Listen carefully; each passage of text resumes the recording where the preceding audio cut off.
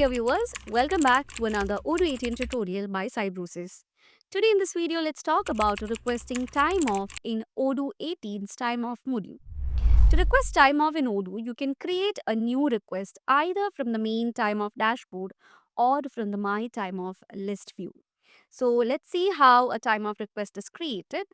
For that, open the time off module and you have to access the request form. So either from the dashboard, you can go to the time off dashboard, that is click on new and create a new time off. Okay, so this will be opening up a new pop-up window and from here you can actually create one. Okay, so that's one way of requesting for a time off, and the other way is to go to my time off, my time, and under that you have the my time off, not allocation, sorry, my time off. And from here, it opens a full page. So if you click on new, it opens a full page. And from here also, you can create, and specify all the details. So if you see, you have the time off type first, where you have to select the type of time off. So whether it's a sick leave or vacation or whatever it is from the drop down. So it's a paid time off. I'm putting back to sick time off. Then you have the date, that is the start and end date should be specified, right? So here I'm putting it as 1 and the requested day is 1. So based on the start and end date, it will calculate the requested days or hours. Okay. So for a single day request and all, select the same date for both. So like if I'm taking leave today, then for both the same date should be selected. Okay. And then you have the description. So here in the description, you have to specify what happened. Okay, whatever it is, you can enter a brief description for the time of request. So you can specify the reason or whatever it is based on your need. Okay, and then you can add the supporting documents, that if it's a sick leave and all, you can add your medical certificate and all. Okay, so if you allot for the time of type, attach any supporting document that is from your file. Okay, so that's how you do it.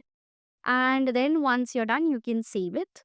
So there is a time off which overlaps, it seems. So what you have to do is you can't take leave on that day. I'm just changing the days. So in case of time offs which are coming on that exact same day, what happens is that overlaps takes place, and that's what we've seen right now. So I've changed the date and let's see to save this. So that's done. After you create a time off request, the next step is to get approval or refusal, whatever it is, from the manager. Okay. So once it's done, it's been submitted. So you can click save and close the thing. Okay. So that's how this is created. So this request is automatically saved as your information as you've created this from my time off. Okay, so the validity period field and all is actually only available when creating a request for the my time off list view. So if you go back to this, you can see this is the my time off list view. From here, your time off can be managed. So under management also, you can find one time off. If you go there, all time offs can be seen here, and from here you can create a new time off.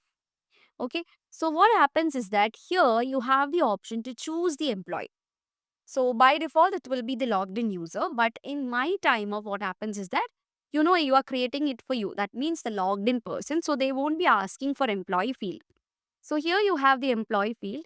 And once the employee has been chosen, that particular employee's details are seen here. Like how many days, the sick time of how many days are there, the management, and how many people are taking leave on that particular day. All those details can be seen then.